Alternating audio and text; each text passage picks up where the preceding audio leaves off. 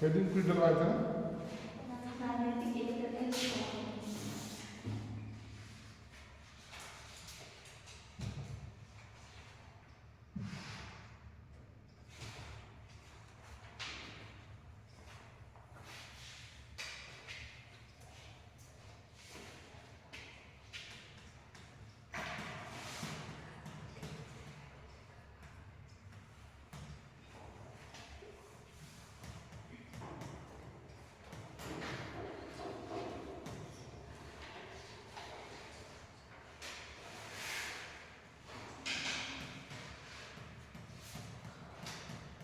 राजनीतिक एकता की स्थापना।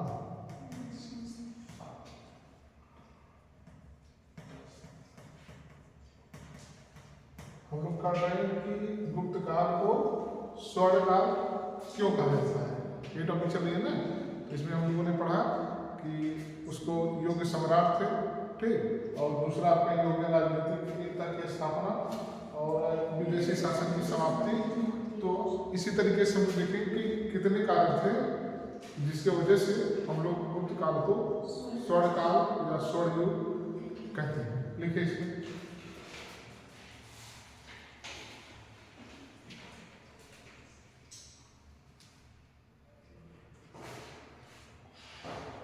मौर्य काल में या मौर्य वंश में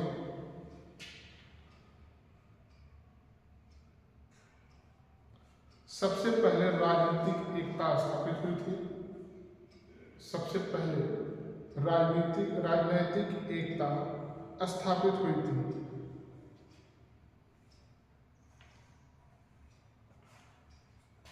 लेकिन यह एकता स्थिर नहीं रह पाई।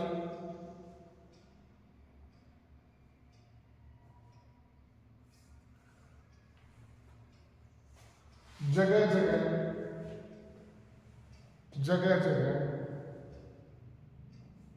विदेशी शासक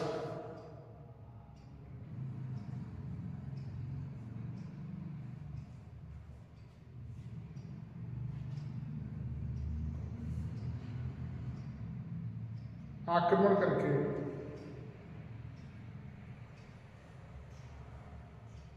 अपना साम्राज्य स्थापित कर लिए।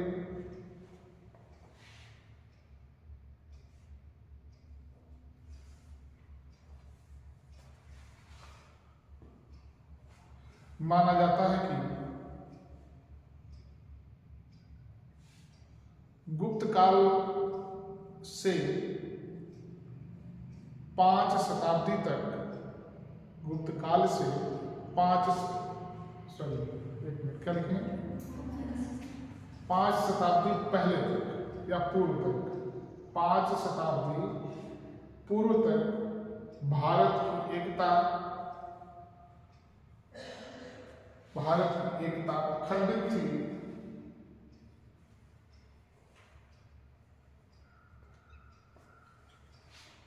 लेकिन जब गुप्त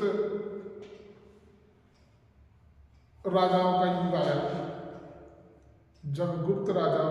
आया, या गुप्त काल का समय आया, तो उन्होंने पुनः राजनीतिक एकता स्थापित की।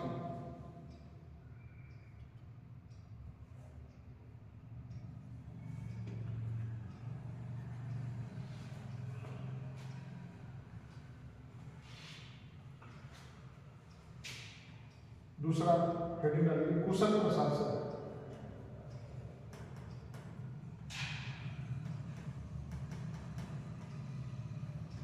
कुशल प्रशासन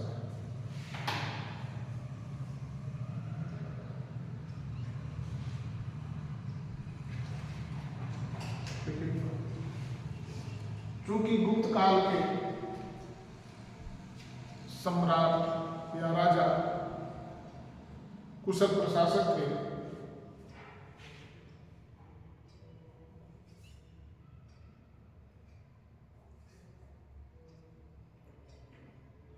इसलिए इन्होंने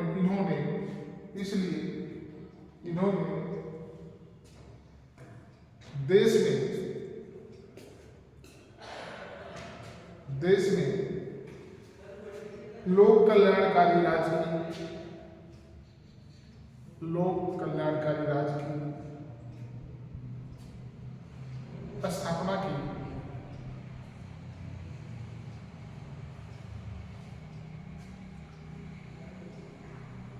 और देश को हितकर बनाया।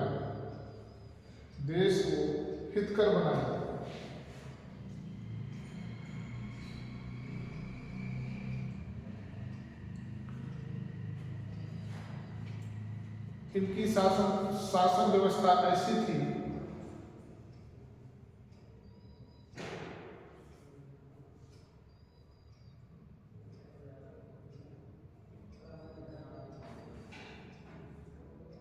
कि जनता को कोई भय नहीं था।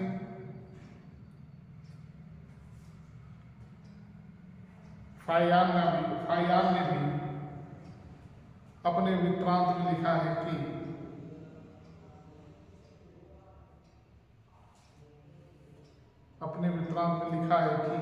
गुप्त काल में लोग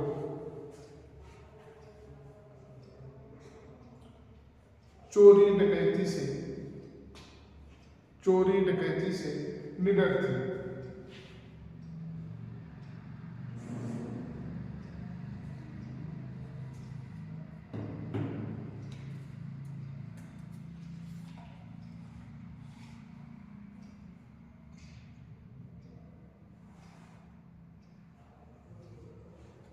अगली नैतिकता।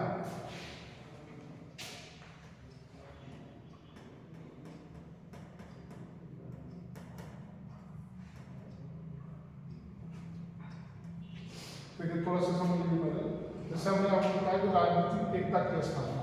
ये कह रहा है कि मौर्य जो हमारे यहाँ राजनीतिक स्थापना मतलब एक तरीके से शासन व्यवस्था की जो स्थापना हुई थी सबसे पहले मौर्य वंश में हुई थी। तो चूंकि हम लोग जानते हैं कि मौर्य वंश में बहुत सारे राजा हुए और 200-300 साल तक उसका भी कार्यकाल चला। तो लेकिन आखिरी में जो मौर्य वंश आते उसके जो राजा थे वो कुशल नहीं रहे और उनके अंदर आडंबर अनैतिकता ये सब चीजें आ गई तो उनका धीरे धीरे पतन हो गया। जब पतन हो गया तो फिर विदेशी आक्रमण, वहां पर क्या था मौर्य वंश में वो सारे विदेशियों को भगा करके यहाँ पे स्थापना हुई थी राजनीतिक स्थापना। जब ये लोग कमजोर पड़े तो विदेशी आक्रमण फिर से होने लगा। तो मौर्य वंश के समापन और गुप्त वंश की स्थापना के बीच में लगभग 4-5 शताब्दी तक भारत में राजनीतिक अस्थिरता रही, मतलब एकता नहीं रही। कारण क्यों क्या था कि कोई एक तो राजनीतिक एकता थी नहीं, विदेशी आक्रमण करके जगह जगह अपना पैर पसार लिए थे, तो उस तरह का कोई योग्य राजा भी नहीं था। तो धीरे धीरे जब गुप्त वंश की स्थापना होती है तब चूंकि इन लोगों ने क्या काम किया, इनके पास योग्य प्रशासक थे, कुशल प्रशासक थे, राजा भी इनके यहाँ सब हर तरीके से अच्छे थे। इन लोगों ने बाहरी लोगों को क्या किया, पहले यहाँ से भगाने का काम किया। और चूंकि ये अच्छे प्रशासक थे तो अच्छा जो प्रशासक होता है तो उसके शासन काल में होता क्या है कि वह अपने प्रजा का पूरा ख्याल रखता है।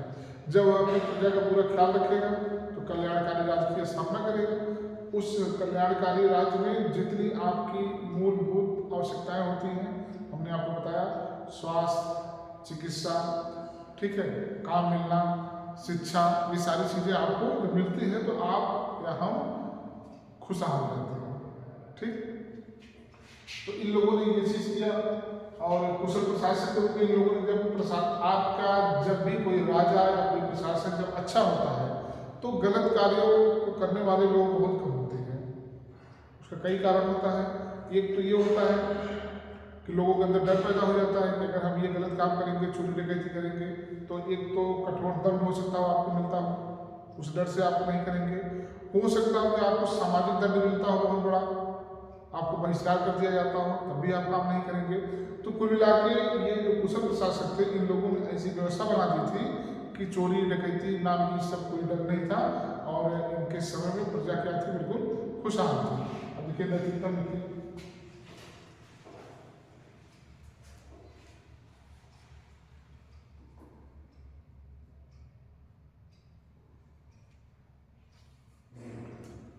गुप्तकालीन राजाओं द्वारा गुप्तकालीन राजाओं द्वारा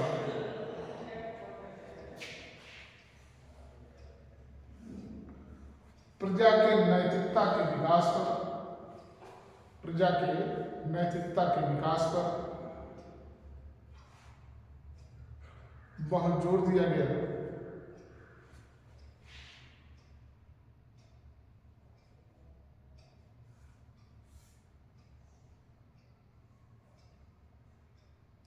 इसीलिए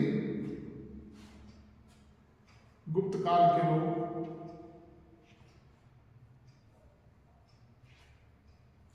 सदाचारी,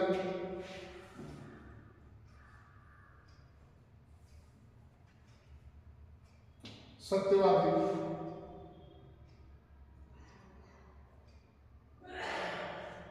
सात्विक, शिष्टाचार, ईमानदार,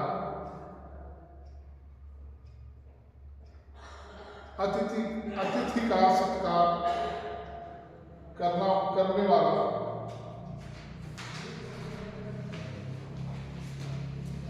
इत्यादि थे।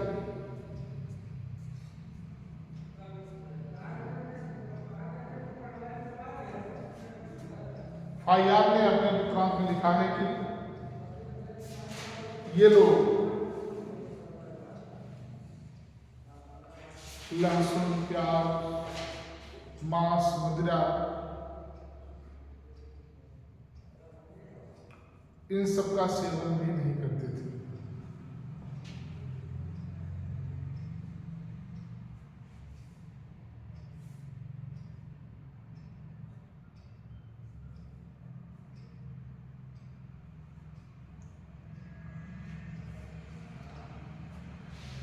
अगली है आर्थिक समृद्धि।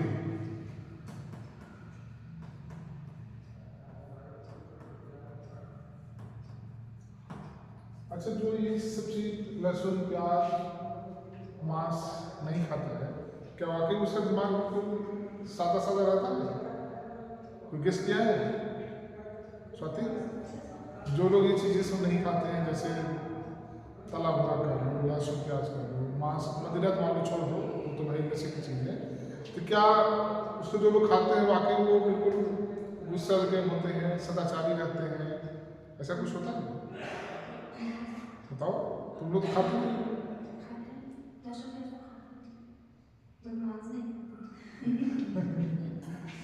तो तब नहीं अंदर आएगा। लहसुन प्याज भी छोड़ के देखो 2 महीना तक, छोड़ सकती हो? सीधा करेंगे नहीं छोड़ पाते। हम लोग जब नमक खाते हैं नहीं छोड़ पाओगे, छोड़ जाओगे ऐसा नहीं है, लेकिन हम लोग जो नमक खाते हैं वाइट वाला, जो टाटा का नमक आता है जिससे रहता है, अगर आप उसको खाते हो और आप सीधा नमक खाना चालू करोगे तो 10 दिन तो आप वाइट वाला नमक अगर इतना डालेंगे सब्जी में, तो जो सीधा नमक होता है उसको इतना डालना होता है, ठीक, तब भी आपको स्वाद नहीं मिलेगा। हम जब शुरू किए खाना तो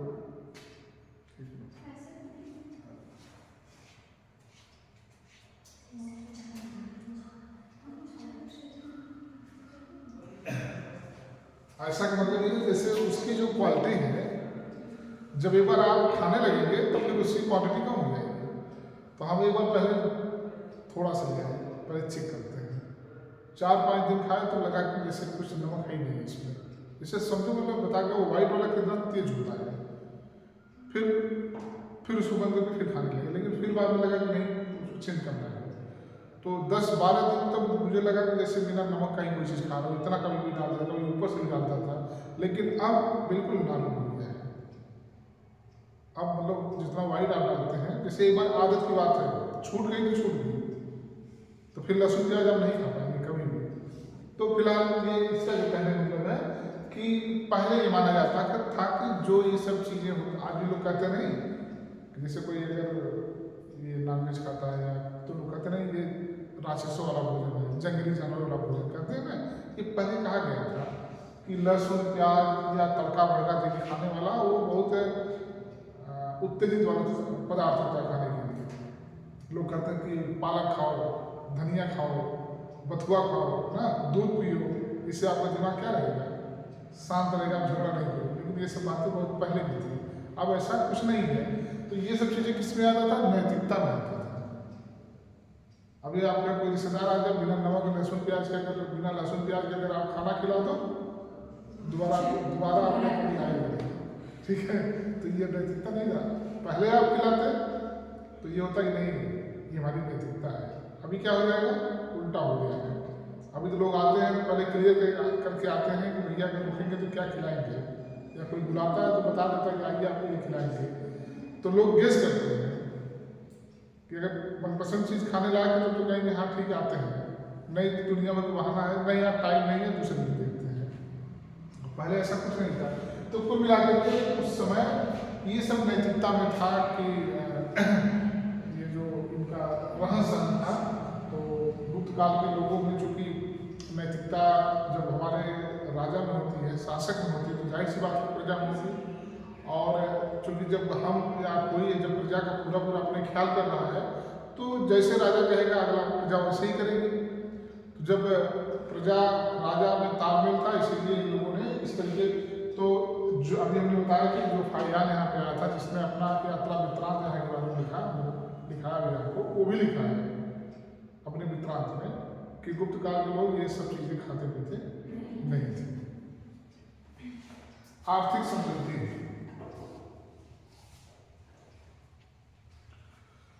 लिखिए गुप्त काल के राजाओं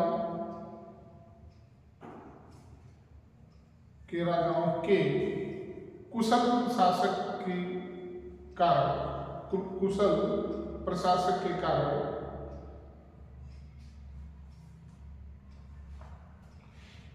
जनता आर्थिक रूप से समृद्ध थी। जनता आर्थिक रूप से समृद्ध थी।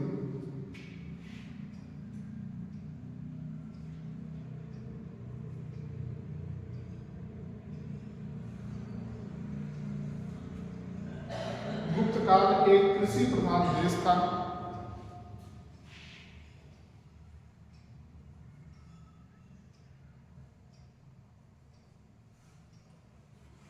इसके अलावा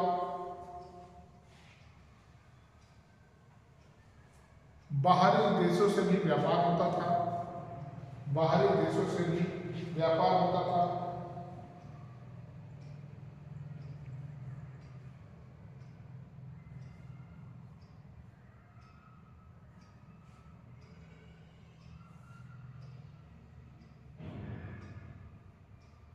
इसके अलावा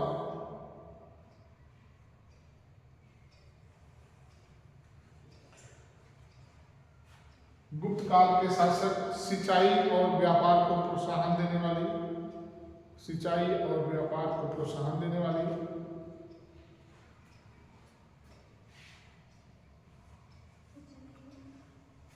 व्यापार को प्रोत्साहन देने वाली बहुत सारी योजनाओं को जारी किया, जिससे जनता आर्थिक रूप से समृद्ध होने लगी।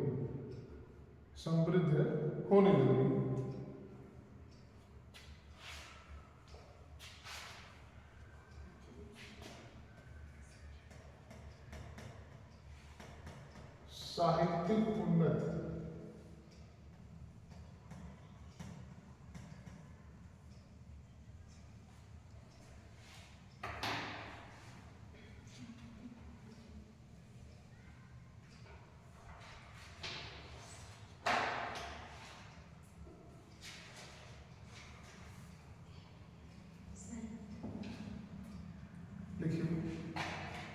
गुप्त काल के शासक तलवार के शौकीन होने के साथ साथ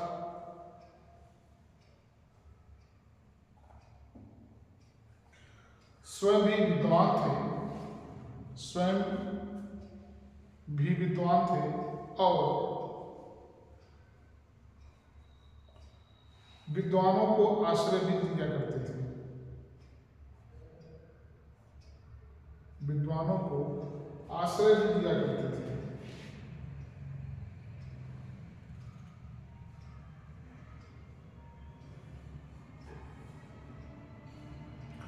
उनकी इस नीति के कारण गुप्त काल में साहित्यिक उन्नति हुई।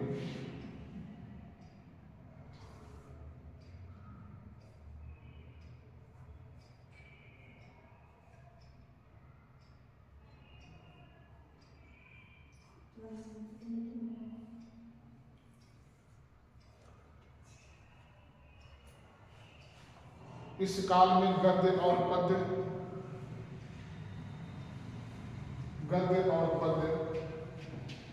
दोनों में रचनाएं लिखी गई।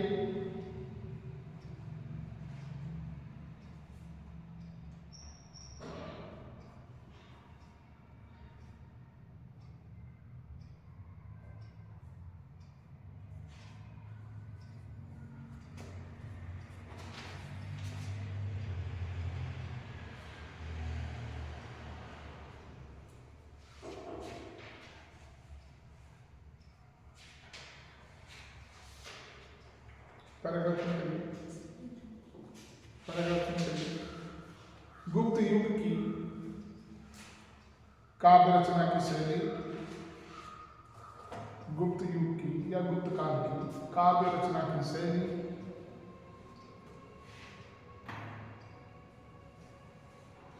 अत्यंत ही सुंदर और ललित थी।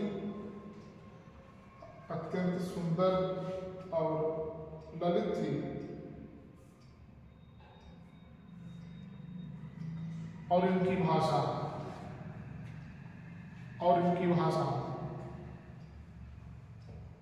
अलंकारों से लक्षित थी। की भाषा अलंकारों से लक्षित थी।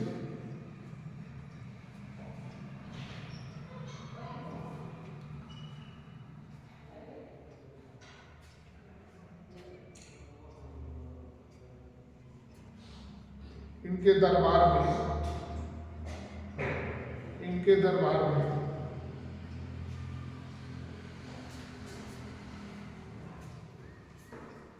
बहुत सारे कवि और लेखक रहते थे।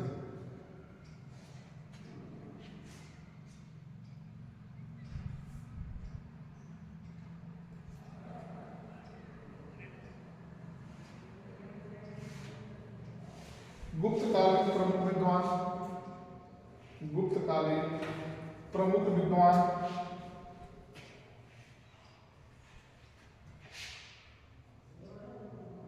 हरिशेर,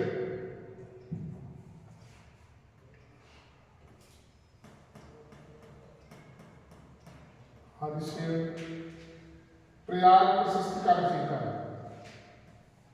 आगे लिख लीजिए, प्रयाग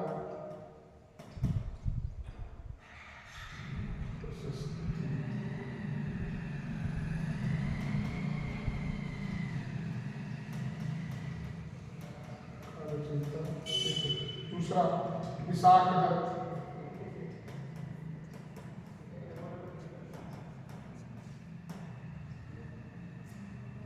मुद्रा राक्षस का लेखक।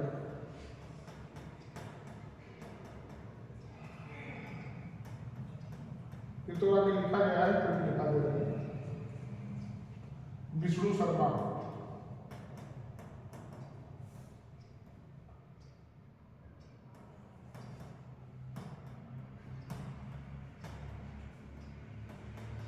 पंचतंत्र का लेखक।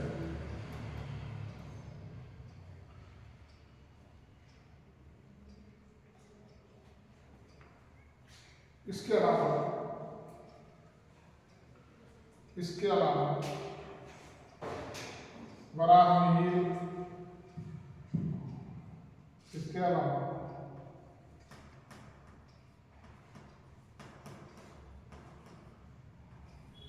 वरामिहिर, भास, भारवी, भास, भारवी, शुद्रक,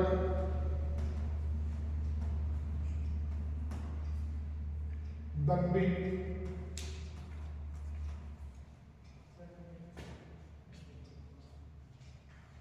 जैनेन्द्र,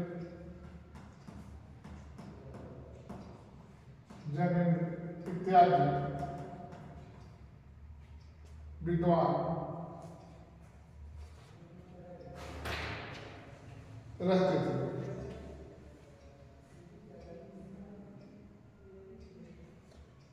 आगे लिखिए पैराग्राफ शुरू करिए।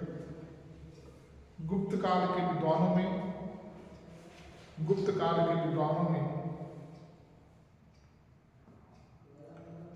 सर्वोपरि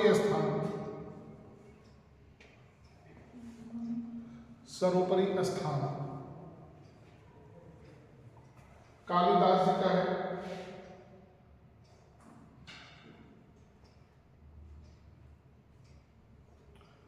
कालिदास ने शकुंतला,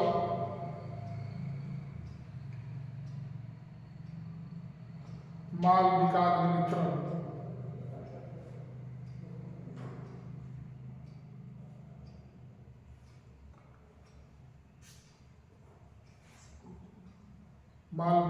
हो गया, और विक्रमो वंशियम, और ऐसा दिखाई देगा विक्रमो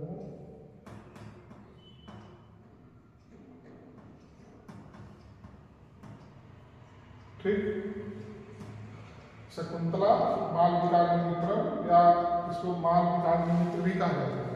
ठीक, और तीसरा ये कालिदास की हो गया। क्या लिखिए सेंटेंस बताओ। हाँ, नामक 3 नाटक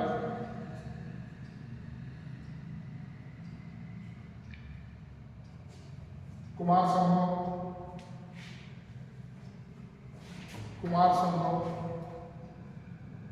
रघुवंश, ऋतुसंहार तथा मेघदूत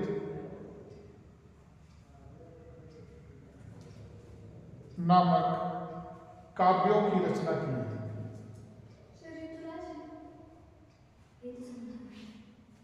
ऋतुसंहार तथा मेघदूत नामक रचनाओं की या काव्यों की रचना की है। इसीलिए कालिदास को भारत का सर्वोच्च विद्वान नहीं माना जाता है।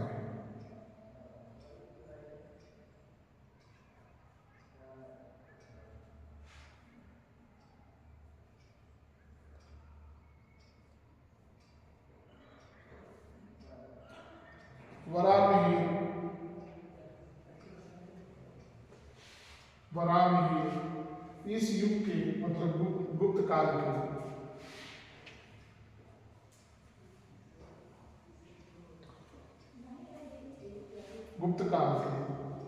महान गणितज्ञ एवं ज्योतिषाचार्य थे।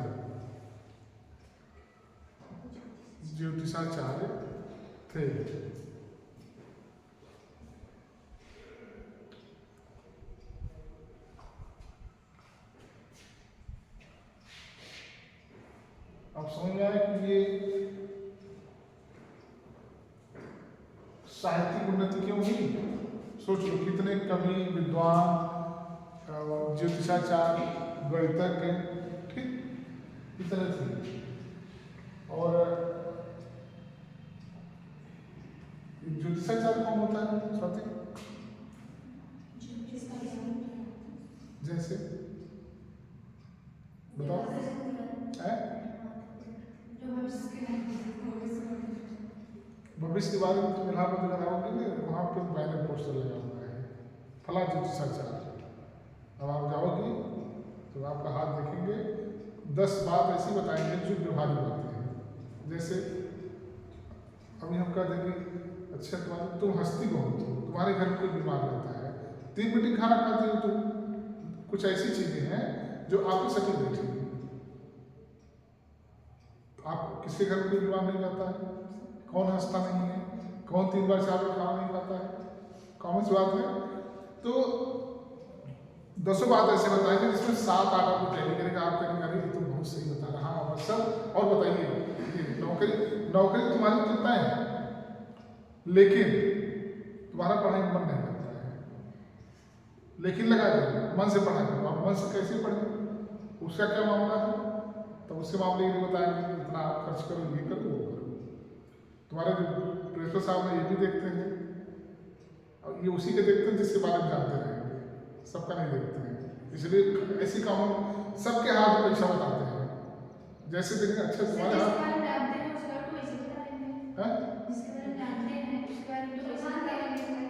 तो वही तो मैं भी कह रहा हूँ ना, वही तो हम जैसे अभी हम दिखाए जैसे सब तो हम तो हमारा क्या जानना देखेंगे, हमारा नहीं देखते। तो कुल मिला के हमारा तो बताने मतलब है कि जो हम लोग ज्योतिष की बात करते हैं, जो वाकई में उसकी जो विद्या ग्रहण किए हैं, जो उनकी उसकी शिक्षा ली है, जो उसकी पढ़ाई की है, तो वाकई में वो ज्ञानी होते हैं। क्योंकि ये जो रेखाएं, ये जो चीज़ें होती हैं, जो भी है, लेकिन वाकई में जो हकीकत है, जो कि आपको कहीं कहीं मिलेंगे, वो वाकई में आपका वो भविष्य बता देंगे। जैसे कुछ लोग बताते हैं कि हाथ की रेखाएं आपके कर्मों के हिसाब से आगे बढ़ती हैं, तो जब जिस रूप में बढ़ती है तो उसी हिसाब से बताते हैं कि नहीं आपका मतलब रास्ता ठीक चल रहा है। और बाकी जो सब ढोंगी वाले टाइप बैठे हैं, या जो हमने बताया आपको 10 ऐसी बात आपके बारे में बताएंगे फटाफट, जो कि एक कॉमन सी चीज़ है, नॉर्मल सी बात है। किसके घर में कौन बीमार नहीं रहता है, ठीक है? और दरवाज़ा तुम्हारा किस तरफ है, पहले पूछेंगे आपके घर का दरवाज़ा किस तरफ है, तब बताएंगे पूरब। अच्छा थोड़ा दिक्कत है पश्चिम, ऐसे वैसे दुनिया में चीज़ें बताते हैं। वो ज्ञानी नहीं होते हैं, तुरंत उनका फीस लेते हैं, ऑनलाइन फीस लेते हैं सब 1500। तो लेकिन अब ये जिसकी बात हुई हम जैसे 12 महीने की बात कर रहा था, उस समय तो भाई जाहिर सी बात है ज्ञानी रहे होंगे तभी तो, और वैसे भी पैसा नहीं ले सकते उस समय, क्योंकि ये QR कोड नहीं था, पैसा ही लोगों के पास था। और वहाँ के जो राजा थे, कुशल प्रशासक थे, जब चोरी डकैती नहीं होती थी तो ये तो छीना झपटी कैसे हो पाएगी। तो ये लोग ज्ञानी थे, तो ये उस समय के जो 12 महीने थे। अब देखिए वहाँ पे आपको काव्य मिल गया, गद्य भी मिल गया, गणितज्ञ भी मिल गए और ज्योतिषाचार्य भी मिल गए। तो जब इतने विद्वान, हमने बताया कि गुप्त काल के जो शासक थे खुद विद्वान थे, ये योग शासक भी थे और ये विद्वान भी थे। और जब ये विद्वान थे तो जाहिर सी बात है बाकी विद्वानों को भी संरक्षण दिए लोग, और इस वजह से जब विद्वानों को संरक्षण दिए तो उन विद्वानों ने अपनी खुल की प्रतिभा दिखाई, खुल की इन्होंने किताब लिखा, रचना लिखा, नाटक लिखा, गणित से संबंधित लिखा, ज्योतिष संबंधित लिखा। इसीलिए कहा जाता है कि गुप्त काल में साहित्य की भी उन्नति काफी पर्याप्त मात्रा में हुई। अगले कला का विकास।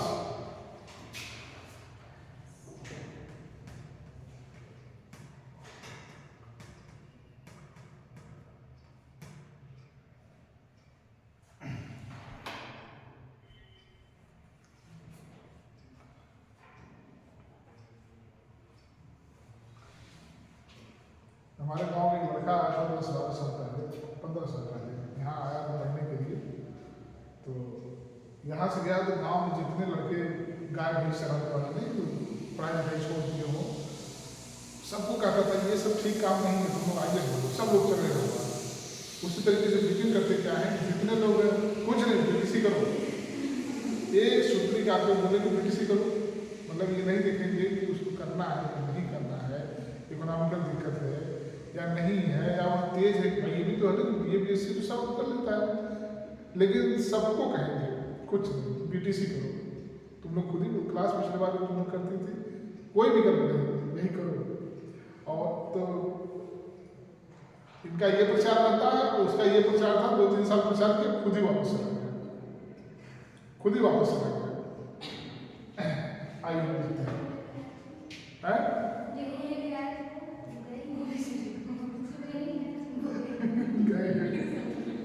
उसी की बात मैं कर रहा हूँ, किसी को ला नहीं पाया था। बस जैसे गांव में जाता था तो खूब माहौल बनाता था, हाँ कि तुम लोग ये आईएएस बनो। अरे आईएएस मतलब केवल कहने से थोड़ी कोई बन जाएगा। हमारे यहाँ एक बार आया था एक गाँव का आदमी, मतलब लड़का उस समय, तो जैसे आईएएस में होता है कि ओबीसी अगर आप 7 बार देंगे, जनरल है तो 4 बार, और एससी है तो 40-42 ठीक। तो हम लोग क्या करते थे कि जैसे जिस साल अच्छी तैयारी नहीं रहती थी ड्रॉप कर देते थे, भाई 7वीं बार देना था।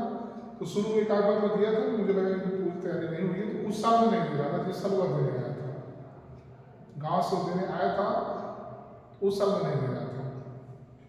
तो आया हमारे यहाँ रुका, एक मैगजीन संजोग से जो मेरा विषय था वही विषय उसका भी था। पहले एक पेपर जीएस का होता था और एक सब्जेक्ट का होता था। तो आया अपना बैठा उठा था, हम जो फैकल्टी होती है पढ़ाई की है वैसे भी। तो अब सोचो कि वो जो पढ़ रहा था दोबारा उस पेज को खोल नहीं पाया फिर से, यहाँ से खा के पेपर ऊपर दे के गया घर। तो हमारे भैया थोड़ा कम पढ़े लिखे हैं, तो उनसे कहा कि भैया इस बार तो लगता है हमारा 1 आध नंबर से रुक जाएगा, अगली बार में पक्का आईएएस हो जाऊंगा। तो उनके दिमाग में ये लगा कि यार ये घर रहता है, एक दिन गया इलाहाबाद परीक्षा दे के कह रहा है अगली बार हम आईएएस हो जाएंगे, और हमको सोचे 5 साल से वहाँ बैठा पड़ा है, वो क्या कर रहा है। तो फोन किए, कह रहे ऐसे ऐसे मामला है, वो कह रहा था कि अगली बार हम आईएएस हो जाएंगे। तो हमने हाँ ठीक हो जाएगा। इस समय एक पान की दुकान खोला है, बढ़िया पान की दुकान खोला, गुटखा उटखा बेचता है। तो मेरा बताने का ये मतलब है कि चीज़ें कहने से नहीं होती है। भाई आईएएस फार्म तो आप भी डालो, आपका बीए बीएससी हो गया है, अगर 21 साल आपकी एज पूरी हो गई, फार्म तो आप डाल ही सकते हो। अब पेपर दे के आकर के अगर गाँव में आप इस तरह माहौल बना देंगे अगर, तो अगले आदमी को जो जानता हो तो ठीक है, जो नहीं जानता है वो सोचेगा कि यार यही पान की दुकान चला के आईएएस बन जा रहा है, ये लोग इतना पैसा खर्च करें इलाहाबाद में पढ़ रहे हैं, कुछ पता ही नहीं लग रहा तो सोचेगा ही। तो यही हम बता रहे हैं कि मतलब कहने से नहीं कोई चीज़ होता है, जब आप उसको करेंगे तब होता है। अब चाहे कह के बीटीसी में एडमिशन हो जाए, चाहे गाय भैंस चलाने वाले बुला के आप इलाहाबाद ले आइए, लेकिन जब तो वो पढ़ेगा नहीं करेगा नहीं तब तक थोड़ी होगा, यहाँ आने से थोड़ी कुछ हो जाता है। देखिए कला का विकास,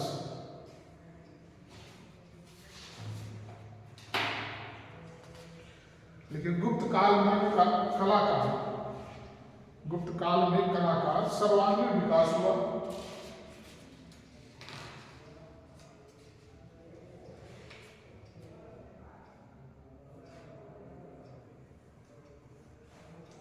इस युग में वास्तुकला, चित्रकला, मूर्तिकला,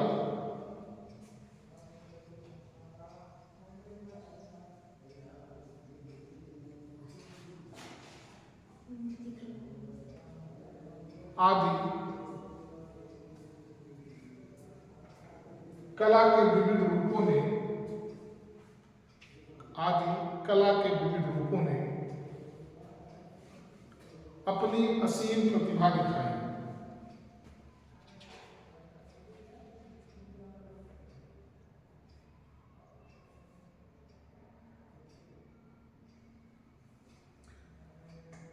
इस काल में ये कला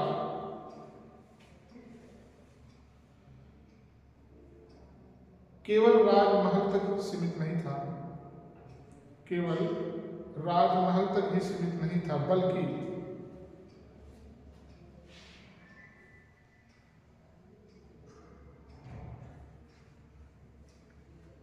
बाहर तक इसका विस्तार हुआ।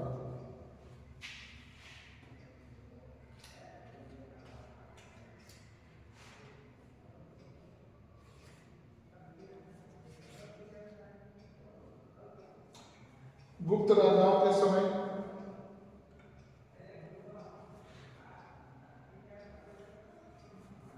गुप्त राजाओं के समय शिल्प एवं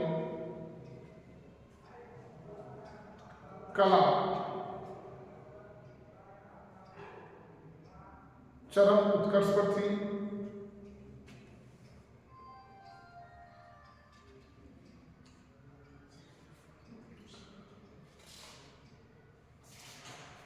इन कलाओं में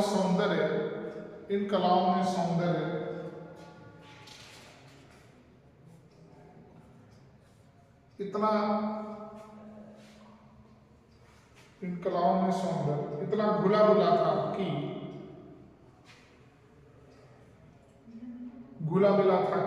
सत्य प्रतीत होता था।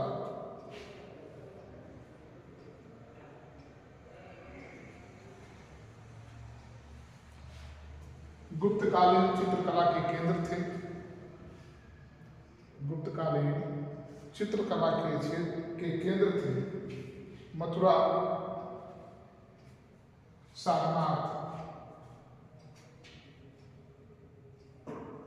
मथुरा, सारनाथ और पाटलिपुत्र।